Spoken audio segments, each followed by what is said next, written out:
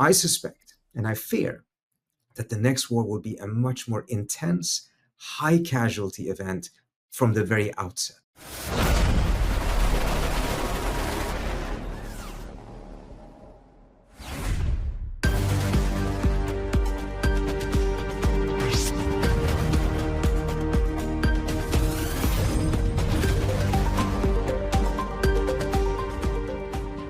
Your thoughts on the UN Security Council so far? On the Council?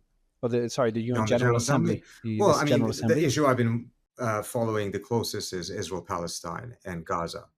And I think I counted 9 countries that not only are speaking very forcefully on this issue at this point, but are also using the word genocide. I think it was 4 or 5 last year.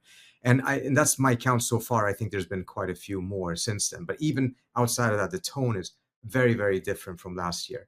The question, of course, is that was this just be symbolic things, particularly the recognition, or will it have created not only a momentum, but also a degree of expectation that will make it very difficult and costly for countries to not follow through, ensure that they're doing actually something practical to be able to put an end to what is going on over there. And in some ways, the fact that this has become so big compared to what people expected, and the fact that they've made this investment in recognition that many criticize for just being symbolic, well, it's become quite big. And I think that has raised expectations that they have to do much more following this. So it cannot just stop here.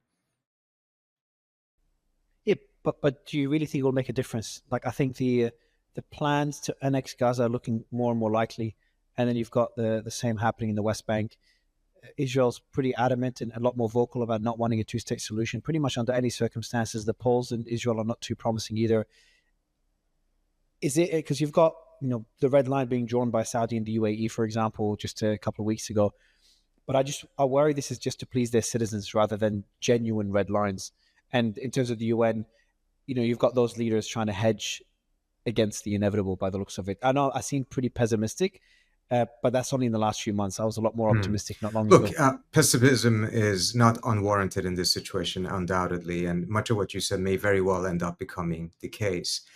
I think, however, that we also have to understand that if Israel continues on this path, and this is a trajectory towards essentially permanent pariahhood, that is not going to be sustainable for Israel itself. Yes, it might be able to take more land, control it for a period of time, but it will not be able to sustain that type of situation. In fact, one thing that I'm very, very surprised by, and I've studied Israel for quite some time, I wrote my dissertation on it, is that after the 1990s, when Oslo first came into place, one of the critical things the Israelis were looking for, and one of their measurements of success, was how integrated and accepted they would be politically and economically throughout the world.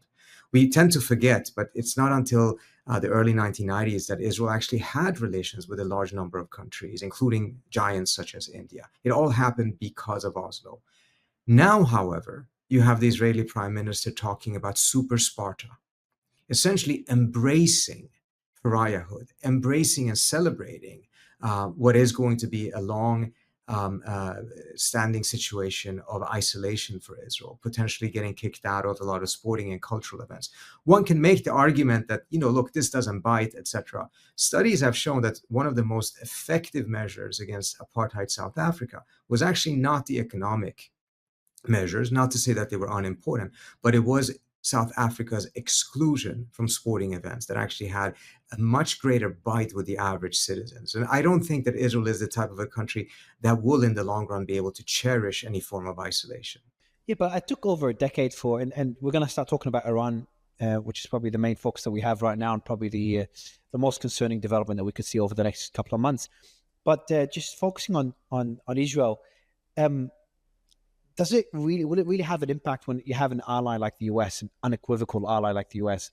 And could we see that alliance shift? We're seeing a bit of a split in MAGA, but it hasn't really, at least on the outside, hasn't really shown to have impacted Trump's resolve and support for Israel in any way. So having an ally as the biggest military and the biggest economy in the world, that could be enough for the country to survive, all these different repercussions from other countries. You're quite right that, the relationship with the United States is actually the key reason as to why the Israelis have been able to go this far. I mean, they are, by the account of all of these human rights organizations, UN commissions, etc., conducting a genocide and by and large getting away with it. That would not be possible had it not been for the political, military, and economic support of the United States. But you are also right. There are things changing in the United States, particularly on the conservative side. We've already seen the change happening on the Democratic side. 15 years ago, there was an expression called progressive on everything except Israel. And I would say that 5 years ago, there was also an equivalent of that, which was to be a restrainer or be a realist on everything but Israel or asterisk Israel. I think that is changing dramatically right now, not just because individuals like Tucker Carlson and Steve Bannon and the voices that they have, which are massive in that world, but also because there's a demographic shift that I have a very hard time seeing shifting back. When you take a look at these protests at the campuses last year, MIT, Columbia, Harvard, etc. These are not community colleges in the United States. These are the future elites of the United States. One of them is going to run for president. 10 of them are going to serve in the Senate. 50 of them are going to be members of Congress. And for them, this has been a formative experience, much as the Vietnam War was a formative experience for that generation. It's not going to shift back easily.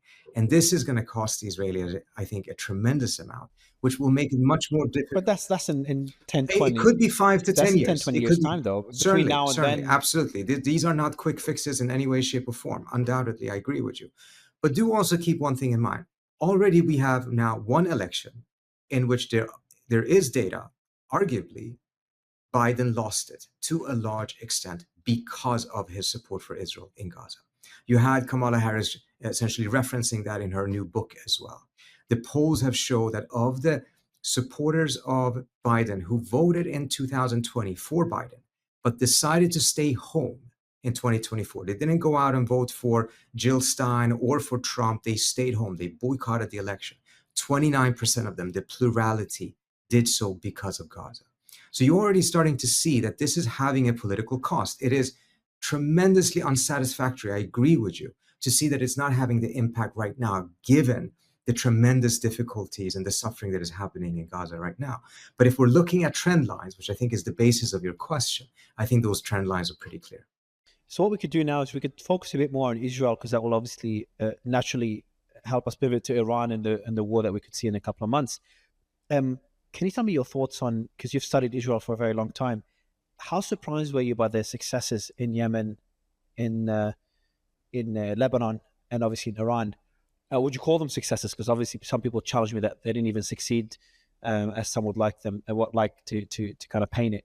I've seen it as an incredible success. I was just shocked at those precision strikes in Lebanon, unlike Gaza, which were, in my opinion, definitely not precision strikes, and the ability to decapitate the leadership in both countries. And in Lebanon, they've done it in a way not to alienate the Lebanese population, Iran less so, but in a way turning them against Hezbollah. So I just think politically and militarily, they've just had such immense success.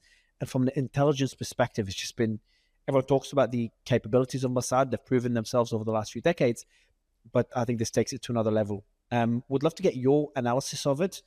And what does that say about Israel's military capabilities, and comparing them to other superpowers in the region, Turkey, Egypt, even Saudi now with the Pakistani alliance? I know I've kind of thrown a lot of points together.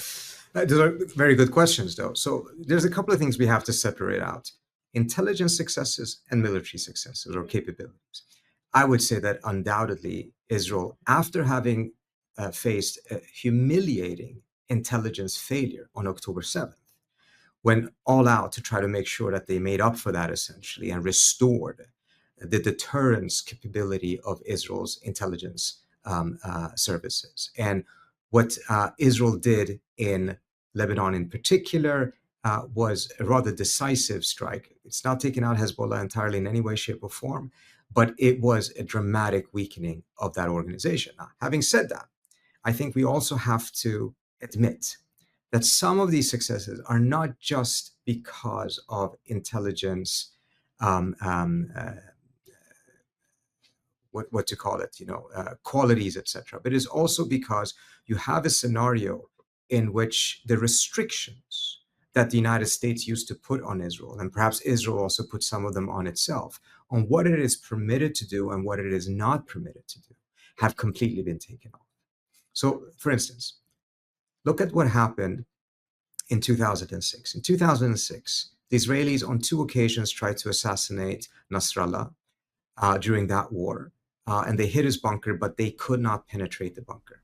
They couldn't penetrate it. He Sorry, was there. he was there. Sorry to interrupt. Yeah. Oh, wow. So he was there, but they failed to kill him. He was in the bunker. It was not because they didn't have the firepower. It's because of the rules that existed of how much firepower you can use and how much collateral damage can you afford. In 2024, however, there was no restrictions, and they used about 80 bombs, 2,000 pounds, blew up an entire neighborhood, probably killed 300 to 500 people to take out one guy. In 2004, when the Israelis assassinated Sheikh Yassin, who was the founder of Hamas, they killed, I think, 9 or 10 of his relatives. The Bush administration condemned it because of a large number of collateral kills. Whereas in 2024, when they killed 300 to 500 people just to take out Nasrallah, the Biden administration issued a written congratulations to Israel. So we have to keep in mind, it's not just the fact that they had intelligence successes. It's also that all restrictions, all norms of what you are allowed to do, not allowed to do, how much civilians are you allowed to kill, those have more or less been taken away. And as a result, Israel has, we've seen Israel, in Gaza, how they're killing with almost no limitations whatsoever. And also in the case of Lebanon, there was that. It's not as visible. It is not as, the extent of it, of course, is not the same in any way, shape, or form compared to Gaza. But this is a very, very critical element. That is not to take away that obviously they had some dramatic intelligence successes. This also goes back to what they did in Iran when they took out one of the heads of Hamas during a presidential visit. Clearly they have had a tremendous amount of successes in terms of penetrating Iran, penetrating Hezbollah, etc. But the reason why we're also seeing some of these things come to fruition is because there's no holds bar. The rules of war, that rule book has more or less completely been thrown out. I think the point you've made, the comparison you've made to when they killed the Hamas leader under Bush, and Bush criticizing the amount of casualties, civilian casualties, I think it was 8 or 9, and this time in the hundreds, it kind of makes me question the precision strikes comment I made earlier about Lebanon. I would still use it if you compare to Gaza. Yeah. Obviously, the strategy in Lebanon, I think to a certain extent that you're right, that they were particularly going after Shia Lebanese. Now, was that because they didn't want to alienate the others? Was that because they were trying to turn everyone against Hezbollah? Or was it because they were sowing the seeds for a potential civil war? The push right now to have the complete disarmament of Hezbollah, I think that there's a tremendous amount of folks in Lebanon that would like to see that, but they would like to see that on Lebanon's time schedule through an integration of the Shia in order to make sure that you actually have a unitary Lebanese army, not on the time schedule of Israel or the United States, which is pushing matters towards a civil war in Lebanon that would be devastating for all. Oh, okay. So that's a big comment. I'm very critical of what's happening in Gaza. I've been very vocal about it. And obviously the West Bank. But in Lebanon, Iran less so. But in Lebanon, I've been more optimistic, but also more understanding. So Hezbollah struck Israel first. Hezbollah is a threat to Israel. So Israel striking Hezbollah, for me, there's a good argument to be made in support of that decision. Obviously, I'm very nuanced on my position on the matter. But the question I've asked a lot of people, including Tom Barak, is whether Israel's aiming to have, kind of another Syria on the border with Lebanon and to keep Syria the way it is, or they prefer to have stability in those countries and normalize relations. If you compare to what we saw in Jordan and Egypt, I think there's a pretty good argument to be made that Israel benefits more from normalizing relations and having stability on those two borders.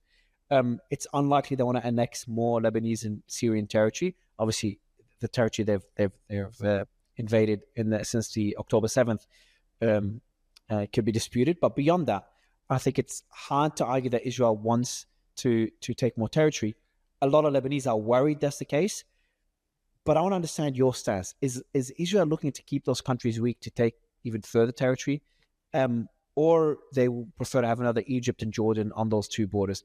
I really hope you choose the latter. And Tom Barak was a lot more optimistic. Now he's leading the negotiations, so obviously he needs Yeah. to be optimistic, but he seemed pretty sincere in my interview. I know a lot of people dislike him, but he's in a pretty tricky position, and that was it's really nice to hear him be optimistic and say Mhm. that Israel is not looking to invade.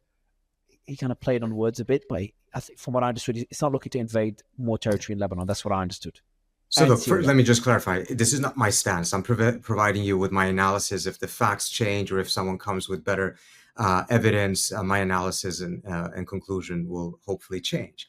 But my analysis at this point is that it's valuable, the comparison that you've made to Jordan and Egypt. But I think it's also very important to understand that these are countries that are wholly dependent on the United States for their security. And Israel has a much stronger relationship with Washington than any of these countries have. That's indisputable. So as a result, Israel does not have the same concern about those countries. For Syria or Lebanon to be in that category, they first need to be states that are so dependent on the United States that Israel can be more comfortable with them, which essentially means what Barak actually said, and I think in a different interview, which is we're not arming the Lebanese army in order for it to be able to have a deterrence against Israel. We're arming and helping it in order to fight its own in Lebanon. And that's the name of the game. The United States approach has been to ensure that Israel has a qualitative strategic edge in the region. No one in the region, particularly those countries bordering Israel, should be able to have a deterrence or an ability to pose a threat to Israel. That is essentially what has happened with Lebanon, with Jordan and Egypt, even though Egypt, of course, has a stronger army, but nevertheless, because of the dependency on the United States, it would be suicidal for them to try to do anything. Israel has already taken territory in Syria. It has taken territory that is almost larger than that of Gaza in Syria. And that is in addition to the Golan Heights that it has been occupying for some time. And when they occupied the Golan Heights, it said that this was a temporary move as a buffer zone. Now it is taking another buffer zone in order to have a buffer zone for its old buffer zone. So to say that that is not expansionist vis-a-vis Syria is perplexing in my view. Lebanon may be quite different, but their challenge there is that they know that they're going to have a great difficulty rooting out the animosity and the enmity that exists between the Shias, at least in Lebanon and in Israel. I think we have seen clear evidence at this point that what the Israelis actually have very explicitly said, David Ivri, who is a legendary Israeli military. I think he reached the rank of general where he was in the Air Force. He was one of the pilots who struck the Osirak reactor in Iraq in 1981. I think he actually was the leading pilot. I remember having a lengthy conversation with him, and he made it very clear. Israel's definition of a threat is very different from that of other countries. Most countries define a threat as the capability, capacity times intent. In the Israeli case, they are assuming that intent is always there, it's always hostile, and as a result, the only thing you focus on is capability. So, in order for Israel not to feel threatened, none of its neighbors are allowed to have a capability or to be so dependent that they cannot use any of those capabilities against Israel. That is, at the end of the day, a form, it's the pathway towards military hegemony. And we have seen now that once Assad fell, the first thing the Israelis did is that they went in and destroyed as much as possible of Syria's military capability to ensure that, regardless of who comes to power afterwards, that regime cannot pose a threat to Israel. Now, one can perhaps say, well, this is understandable. Israel has been under threat, etc., and this is their doctrine. The problem is, if you actually want peace and you want stability, you cannot have a situation in which one country has absolute security and everyone else have to accept the insecurity of living next to a state that has absolute security, but they cannot have a deterrence against it. And if that wasn't challenging enough before, you can imagine how challenging that is going forward when that state actually is engaged in a genocide. And strikes a US And ally. strikes a US ally on top of that, which then tells these countries that the protection they thought that they had through an American security umbrella, implicit as it may be, nevertheless, is not valid in case the Israelis decide to strike. I think people really underestimate the amount of damage that strike has caused the US. I think, you know, in your personal relationship, if you break someone's trust, a loved one's trust, it's very difficult to build that back up. Uh, they broke that trust for what? For striking a Hamas negotiating negotiating team. I worry as what the repercussions would be, and we're starting to see a lot of that. We're starting to see China kind of extend their arm to support those Gulf nations. They'll probably start filling that void more and more as they have over the last, 10, 15 years. We've seen that announcement of, I'm sure they've been negotiating it for a long time, but the Saudi-Pakistani pact was announced a week or two later. Um, can you maybe explain to the audience and to me really, is what is Israel's military capabilities now? You've already hinted that Egypt is a lot weaker. How does it compare to Turkey? And how does it compare to Pakistan if Pakistan's are going to offer security for Saudi? And the reason I ask these questions is obviously I don't expect war between Israel and Turkey or Pakistan, Saudi, or Egypt. But I just want to understand if there's any level of military deterrence for Israel in the region whatsoever. There still is. Do we have, like, in the Middle Eastern region, do we have a multipolar world or unipolar world? Is there a hegemony like the US had over the There last few is decades? no US hegemony any longer, I think, at this point.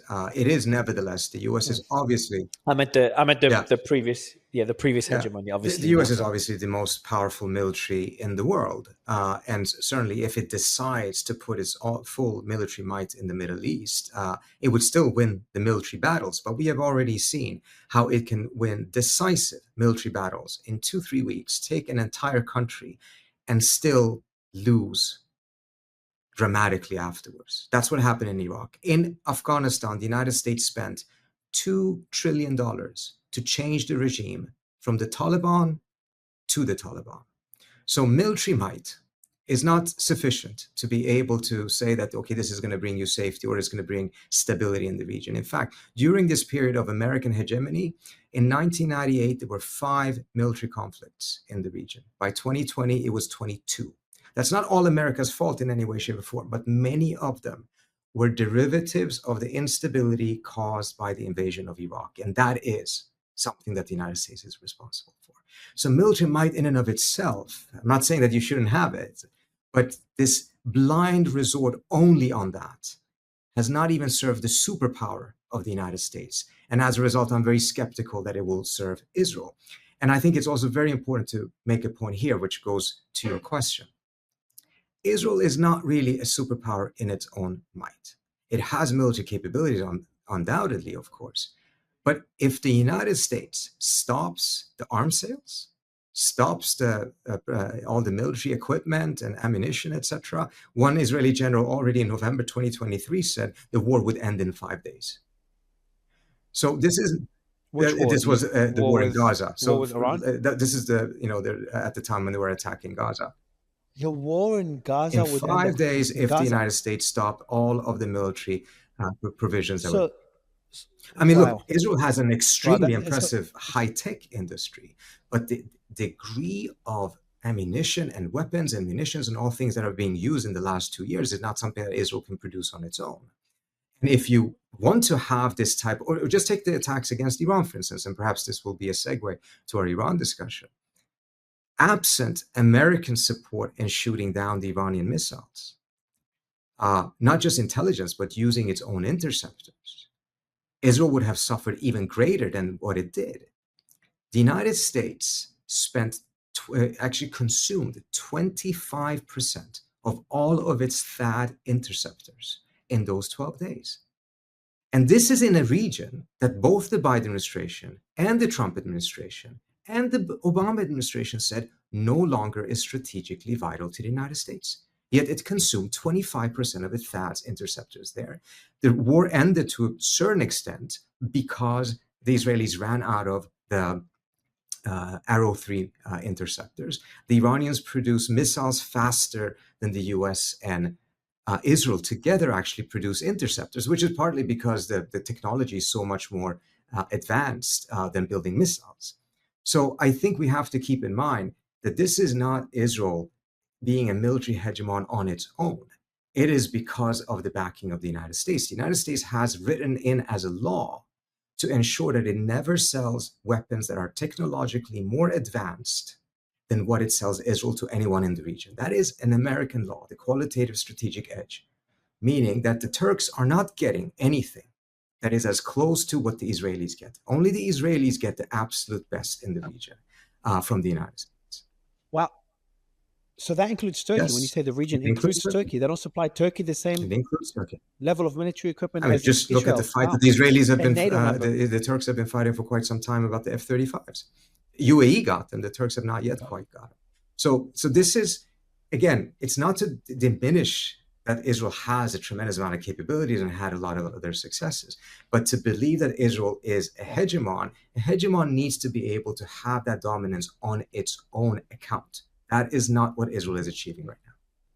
So based on what you're saying, you're pretty much implying that this is not Israel versus Iran. That was what we saw just now, a 12-day war between the US and Iran to an extent. Absolutely. And even in Gaza, this is not, if you want to call it a genocide, it will be a genocide or whatever you call the attack, the invasion by the US more than Israel. If based on what you said, that it would have ended in 5 days without American support.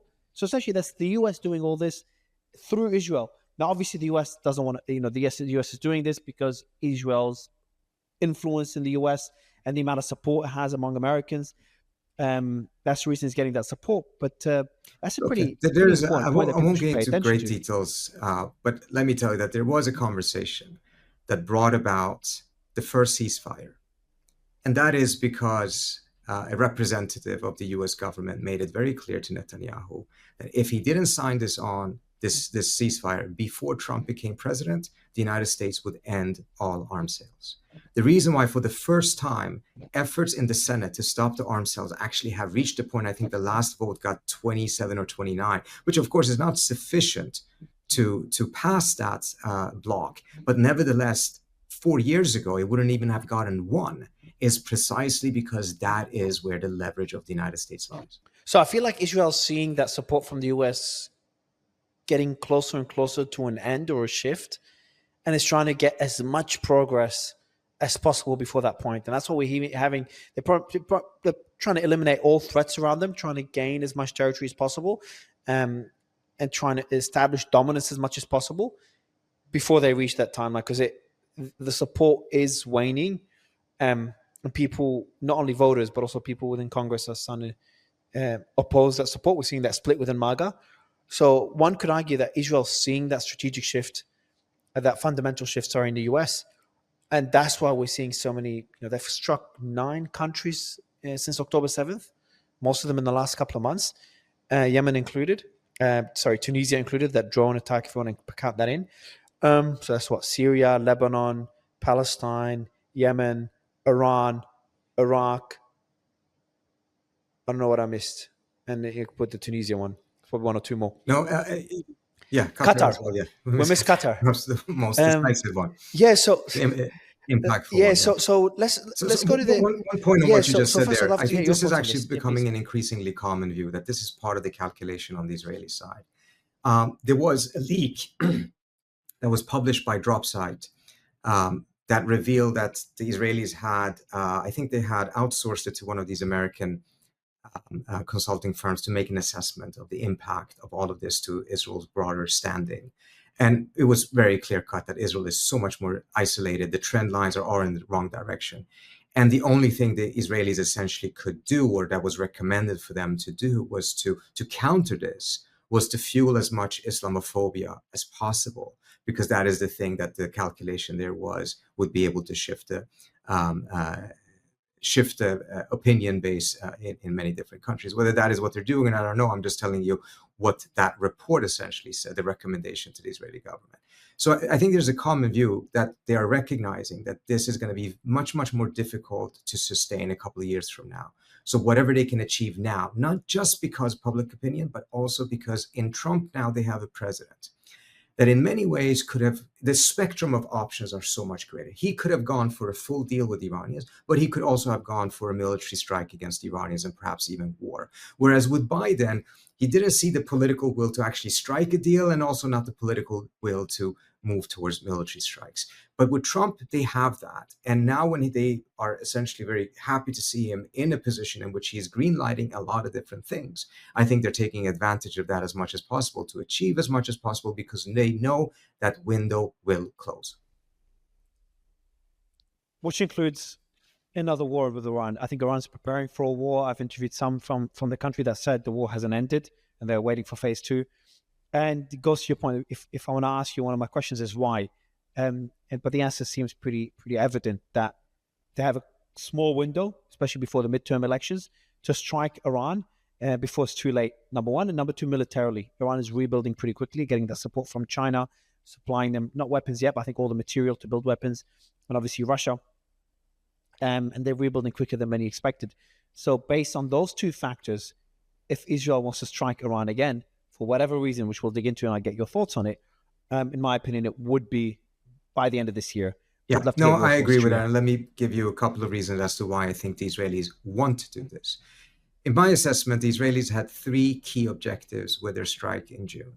One of them was successful, the two others were not. The one that was successful is that they finally managed to get the United States to get into a direct military confrontation with Iran. For more than 20 years, particularly Prime Minister Netanyahu himself has led the charge on the Israeli side to get the United States into that war because of the challenge that Iran poses to Israel, and because only the United States has the power to shift the balance in the region by weakening Iran dramatically in a direction favorable to Israel. Israel itself does not have that power. At least it didn't in the past 20 years. But now it finally succeeded. I think they were disappointed that Trump only did a one-off. They were hoping that he would go in more fully in the war and take out a lot of Iran's conventional military capabilities as well. Trump chose to only strike at the nuclear sites. The two other objectives, however, were not successful. The first one there was to decapitate the regime, essentially do the same thing they had successfully done to the leadership of Hezbollah. Hezbollah is still there, but it was nevertheless dramatically weakened. This is not a regime change operation. I think it's important to understand the difference. Regime change means that you change the regime from something to something else, to another regime. A regime collapse or decapitation operation means that you just take it out. You don't take responsibility for what comes afterwards. In fact, you may be quite content with nothing following and instead having chaos and civil war. Now, they were tremendously successful in the first hours of that war. They killed more than 20 senior Iranian military officials, their families, as well as, I think, 19 scientists that were all playing crucial roles in the nuclear program, and their families as well, which is not that often mentioned in the media. And they thought that by that, they would decapitate the regime and they would disrupt Iran's command and control. But very quickly, all of these people were replaced. And within 12 hours, the Iranians started shooting large barrages of missiles back at Israel. And it turned out that they had not been decapitated. And the resilience of the government was stronger than the Israelis had expected. The Washington Post actually published something that I thought was quite fascinating, and I think gives us a little bit more granular detail of what happened and the resilience. During the first hours of that attack, when they had immediately succeeded in killing a large number of the military officials, Mossad agents with absolutely perfect Farsi were calling up the Iranian generals and were telling them, you have 12 hours to send us a video on this telegram address, essentially saying that you're giving up and you're leaving the country and that you're defecting. If you don't, we will kill you and we will kill your family. The tapes were published by the Washington Post. We will kill you and we will kill your family. And this is happening in the midst of that early stages of a very successful attack in which many of them had been killed. So this is not afterwards when the Iranians had kind of managed to get back in control. This is at the height of them being totally surprised by this attack. They made about 20 of those calls. To the best of our knowledge, not a single one of those generals defected or sent in any of those videos. So the resilience was something that took them by surprise. The third objective is the most important one. It goes back to our discussion about Lebanon and Syria. I think they were hoping, and their goal is, to turn Iran into the next Syria or the next Lebanon, a country that at the end of the day, Israel can strike at will, with impunity, and without American support. In Syria and Lebanon, they have that capability. They have that total dominance. With Iran, they couldn't even do this attack without the US. And I think they fully understood this is not something they were going to achieve with one attack. But I think they had expected that they would have achieved more with this first attack than they did. And I think part of the reason why they didn't was because the cost the Iranians were inflicting on the Israelis with their missile responses, which were actually quite successful, particularly towards the end of the war, in which a larger and larger number of these missiles actually penetrated and hit Israel. Israeli military censorship does not allow us to have a full understanding of the scope of those attacks. But over time, more and more has come out, and the picture is starting to become clear that this was quite damaging. I don't think the Israelis were, going to give up or anything like that. I'm not saying that they lost the war or anything like that. But I do think that they would have been happy to continue to absorb a lot of those hits if the US had stayed in the war. But without the US staying in the war, the cost-benefit analysis of continuing changed dramatically, and they agreed to a ceasefire. But having started this goes to the points you were making. They cannot afford to stop, because the more time they give the Iranians, the more they will rebuild their defense systems, the more they will build missiles, the more they may actually get better defense systems from Chinese and others, and the more they may actually have some success in rooting out the Mossad presence inside of Iran, which clearly was massive and took the Iranians by huge surprise. And then, as you pointed out, once you get into the midterm elections, that season may start as soon as December or January. It's not that it's prohibitive, but it makes it so much more complicated, because it will be more difficult to know where will Trump be on this. And as a result, I do think that their plan was to do something before December. It may still be their plan. The one thing that may potentially have changed the calculation is the political and military failure of the attack on Doha that has really backfired on Israel. That may change the calculation, but it's too early to tell. That was such a stupid attack. That was such and obviously I don't know what I don't know, but that attack just does not make sense. Obviously, there's one argument that could be made that could give it logic, is they don't want peace so they can continue their plans in Gaza. And my position is that Hamas was seriously looking into, considering how much intelligence Israel has, Hamas was really looking into the peace proposal by Trump, and there was a possibility that they would accept that. Well, they did, proposal, actually. some parts They of it. accepted it on several occasions, and the Israelis pulled back. I think the answer to it, actually, Mario, is pretty simple. The Israelis, and at least this Netanyahu government, doesn't want that peace. Because the minute the war ends, his political challenges at home are going to quadruple, including a potential jail sentence. This is openly discussed in Israel. So I don't think it is a miscalculation in many different ways. But if you want to ruin the relationship between Qatar and the US, and if you want to kill the negotiations in a much more prolonged way, this strike would have done it had it been successful. Instead, it backfired. Yeah, it kind of reminds me of an article I've got it open here back in 2023. That's on the Jerusalem Post. Hamas says it will release all civilian hostages. Okay, it says civilian, so obviously maybe some military hostages, some soldiers won't be released if IDF stops strikes. That was on October 17th, 2023, 10 days after October 7th. So the war could have been ended days after October 7th. Right. And multiple times after that, and also perhaps most importantly, Trump got a 3-phase ceasefire. Netanyahu made it clear from the outset that he said it publicly to his audience at home that he was never going to go to phase 2. He would stop at phase 1. Conversations we had with the administration made it clear that the administration was confident that phase 2 would be reached, but they were more uncertain about phase 3. We never got to phase 2 because Netanyahu just decided to end and violate the ceasefire. So we have overwhelming evidence that he's not looking for a ceasefire, he's not looking for a peace.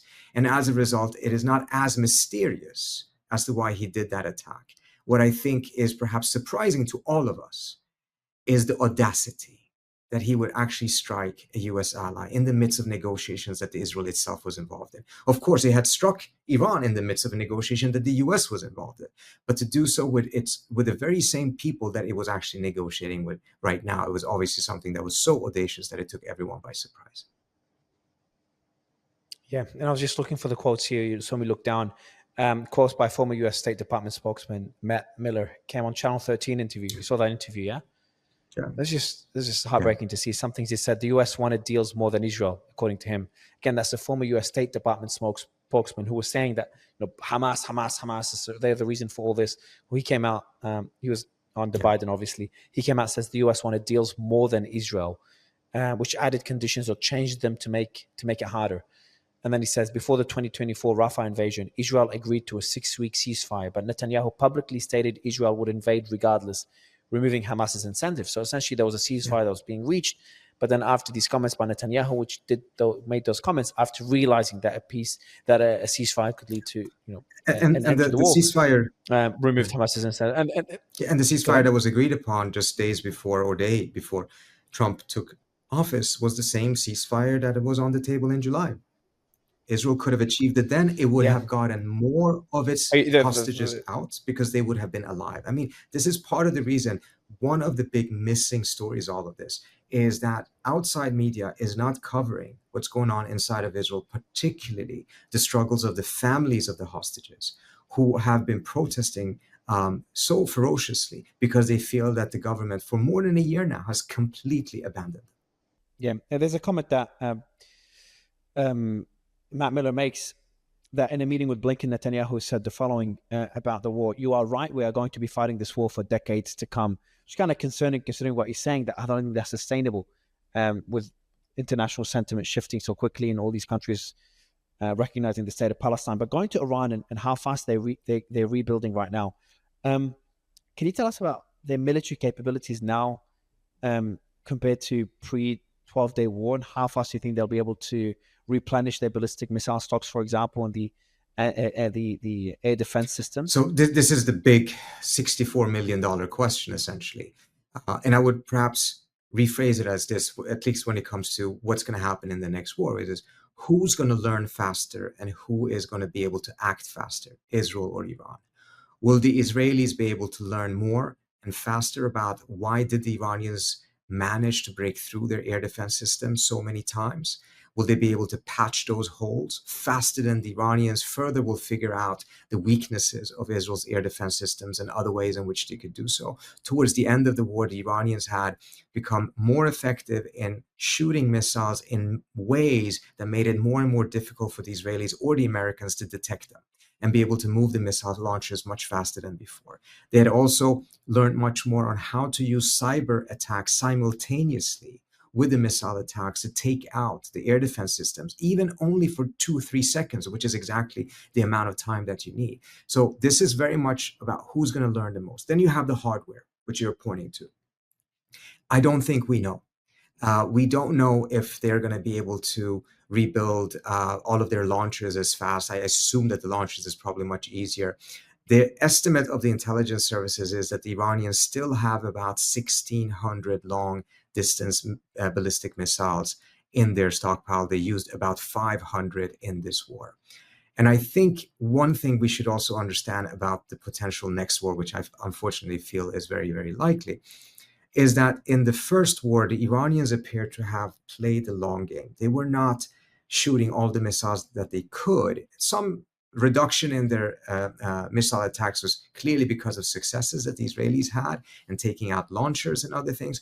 But some of it was also because the Iranians were playing the longer game. They did not think that this is going to be a short war. They thought that they had to outlast the Israelis, so they were hoarding a lot of their missiles. In the next war, I suspect that their strategy will be very different because they will most likely conclude that they have to very quickly inflict a significant amount of damage on Israel in order to dispel any notion in Israel that Iran can be turned into the next Syria or to the next Lebanon. And it is because the only deterrence Iran at this point really has, because clearly their air defense systems were not much, the only real deterrence they have is their offensive capability, their ability to inflict pain on Israel if Israel attacks. So I suspect and I fear that the next war will be a much more intense, high casualty event from the very outset. And particularly if you have high casualty incidents and events on the Israeli side, that will dramatically increase the pressure on the United States to get much fully into the war. And that will then also be a very different war than the attack that Trump did, because that was a one off. It was very limited. In essentially, the US was at war for about a day. That's it. And part of the reason why some of those other scenarios that many had predicted, myself included, did not come about was precisely because this wasn't that war. It wasn't a full scale invasion. It wasn't a full scale bombing campaign against the entire country. It was a targeted hit against specific places. And as a result, the Iranians chose not to counter escalate. But if there is a much larger attack, then the Iranians are likely going to use whatever they have and probably not save them for another day, because there may not be another day. How involved do you think the US will be in a I second think war? the deeper this goes into the midterms, it will be more and more challenging for Trump. MAGA was not happy with this, but the reason why he got away with it essentially is precisely because it was a very quick event. No Americans died. This was not a forever war. It was not one of those things in which, at the outset, the exit ramp had not been identified. That's the problem with all of these previous American wars. They're so the objectives are so maximalist.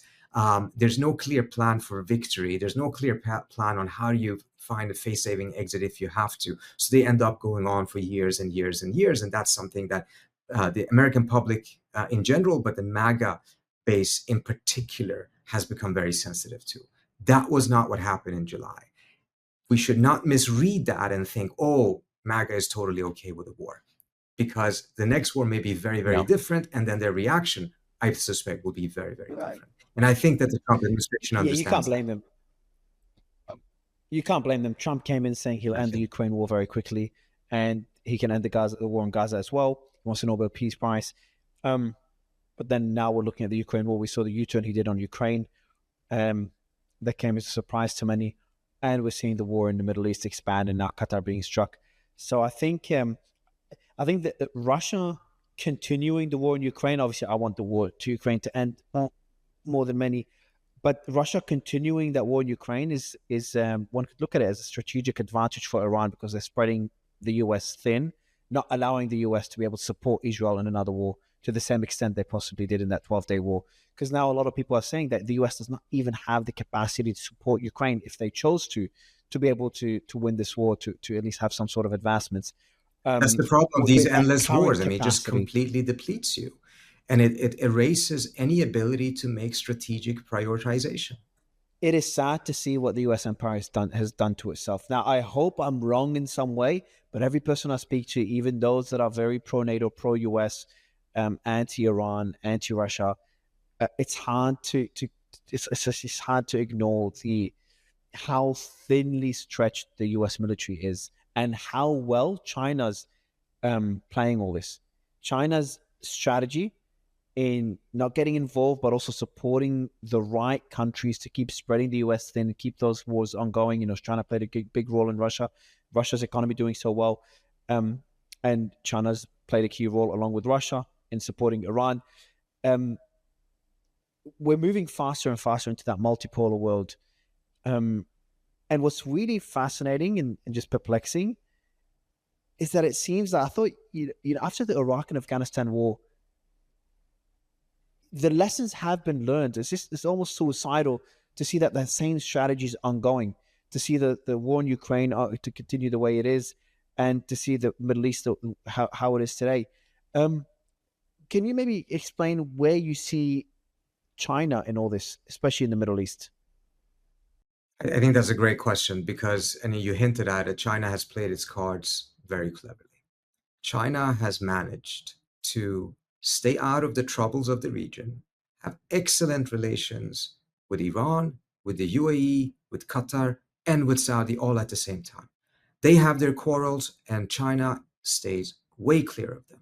Even has excellent relations with Israel and with Iran and with the Palestinians.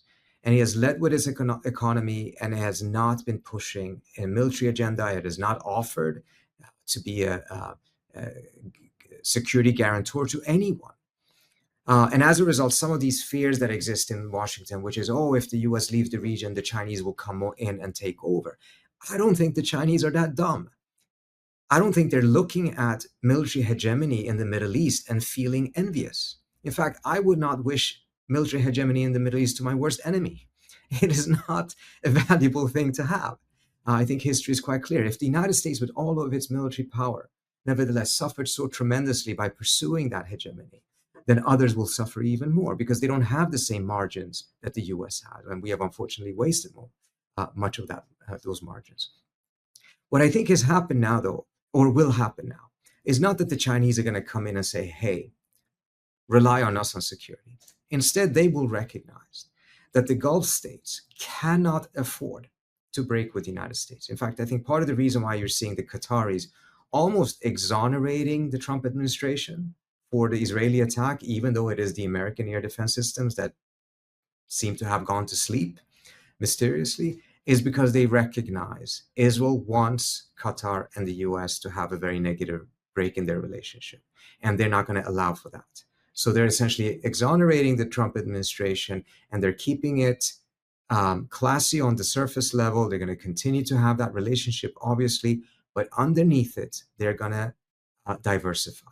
They're going to go to other countries. We already saw that the Saudis made this deal with the Pakistanis. How much substance behind it, I don't know. But I do think there was an intent there to send a signal to the United States. Because who is Pakistan relying on for weapons? China. So going to Pakistan is to essentially to say, hey, we're moving in the direction, or we can move in the direction of China. We're not going all the way. We're going to one of the pit stops, essentially. And the Chinese, one GCC officials told me, has offered and come and said, look, we have all of these different air defense systems, and you can feel comfortable with them because neither the US nor we can turn them off, which is a hint that the United States actually has the ability to turn off all of the different air defense systems that is provided the GCC states. I wouldn't be surprised if that is the direction these countries will go. They will not break with the US. That would be foolish of them. But they would also be very foolish of them to put all of their security eggs in the American basket, given what happened. And given what I hinted at earlier on, that the US has taken off all of the constraints on Israel. I mean, I said this already before the Qatar strike. I said this a year ago, that if you're sitting in the GCC and you've been worried about Iran for quite some time, and rightfully so in many different ways, and you have all of these defenses against Iran that you bought from the US, but now you're seeing that with all of these restrictions lifted on Israel, you have to start to worry about what that could mean for your security. Because if Israel is allowed to do whatever it wants with with full impunity, then it would be very foolish not to be worried about that. And apparently they weren't worried enough, and we saw that this happened. After this, I think there will be diversification in many of these different places. They have no other choice. Yeah, I think that Saudi announcement is pretty consequential. We're talking about Saudi, probably America's biggest ally in the Gulf region. For now, can you give me your thoughts on that pact? Because we haven't really spoken about it. So I want to wrap it up by talking about the Saudi-Pakistani defense agreement, which is kind of like an Arab NATO, along with the meeting between all the Arab nations in Qatar after the Qatar strike. I think there's been talk about some sort of Arab alliance or Muslim alliance, I think called Arab alliance, not Muslim alliance, as a way to deter Israel. Could we see the structure of the Middle East, all these different alliances that are there, kind of being strengthened, all the rivalries being put aside in order to build that strong deterrence against Israel? And I'm talking here about Iran, Saudi, for example, or even Qatar and UAE, Saudi were all in Qatar, having the close relationship. Remember, these were rivals not long ago. So, I'd love to get your thoughts on those two things. I think we will see that. I think again, without necessarily undoing the other agreements that exist. I don't think the Saudis are going to give up these implicit security guarantees they have from the US in order to just rely on Pakistan. That's not going to happen. What they're going to do is to have both, and perhaps a third one or a fourth one. It will be diversification.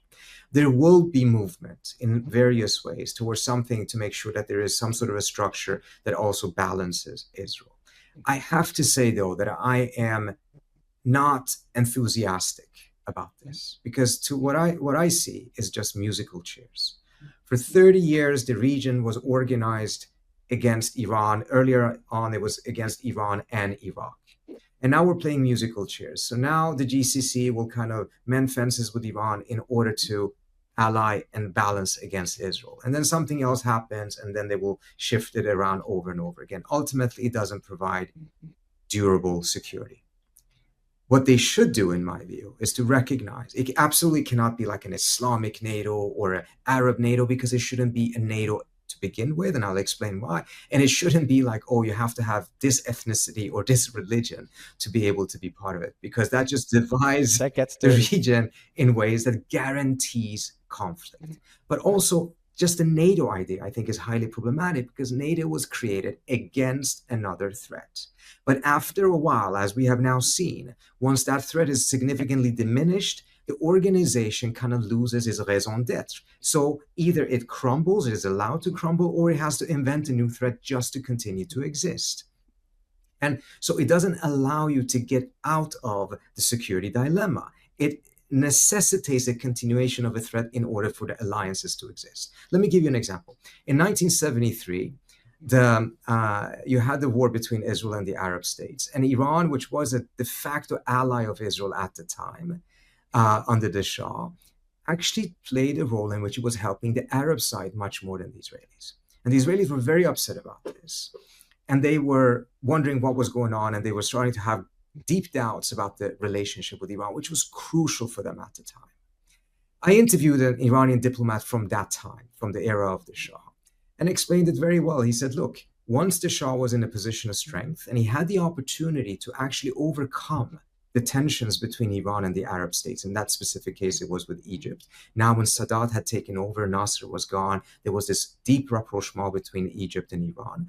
So once Iran had the ability to make friends with the Arabs, it was not going to say, I'm going to keep enmity with the Arabs in order to have Israel as a friend. My objective is to have more friends. So I'm not going to say no to new friendships in order to keep another one, and keep enmities in order to keep another friend. So the Shah moved in a direction in which he tried to have good relations with Israel and the Arabs at the same time. If you go for a NATO and you're organizing the region against half the region against the other half, you're just ensuring that conflict will erupt eventually. What you need to do is transition to collective security and make sure that you have an inclusive security body and architecture, which ultimately must include Israel as well, because Israel is there in the region and you have to incorporate it. I personally think, however, and the proposal we have produced where I work is one in which Israel's inclusion has to be guaranteed, but the ticket price for Israel to be included, together with Iran, Turkey, and all of these other states, is for there to also be a Palestinian state. That is the threshold that Israel needs to meet in order for it to be included, and by that get the strongest security guarantees that ever has been offered, because this would be more than the Arab Peace Plan of 2002 that offered recognition. It would be more than the Abraham Accord that offered normalization. This is full security integration and inclusion. But for that to happen, there cannot be a genocide, and there must be a Palestinian state. Yeah, I don't see that happening. Shrita, I'll end it with one last question as we wrap up: is where do you see the Middle East by the end of Trump's term? It's a great question. It is extremely difficult to make a prediction for a very simple reason. Especially for the Middle East. Especially because the president is Trump. As you just mentioned earlier on, you saw a 180 on Ukraine just last week. So things can change so dramatically because the most powerful state, still not a unipolar power any longer, but still the most powerful state in the world, is in a position in which it wants to be unpredictable. It wants to do things that constantly surprise us. And as a result, it's very difficult to make those predictions because it very much depends on how many Diet Cokes Trump may have that specific morning. Okay. But just unless, was it really unpredictable what he did in Ukraine? Isn't it predictable as part of his negotiating tactic? Pressures one side, pressures the other, good cop, bad cop. It's like, I found it to be surprising, but also not that unpredictable, in my opinion, at least when it comes to Ukraine. But we'll leave that for another day. I think it's if it reverts back again, then perhaps you're right. But if this actually ends up being a new line and suddenly him saying that the Ukrainians actually can't take territory, then I think we will have seen something that was unpredictable and quite surprising. I agree. Trita, thank you so much for having me. I really appreciate it. It's a great chat. We should do it. Thank you. Thank you, sir. You too. Have a good day.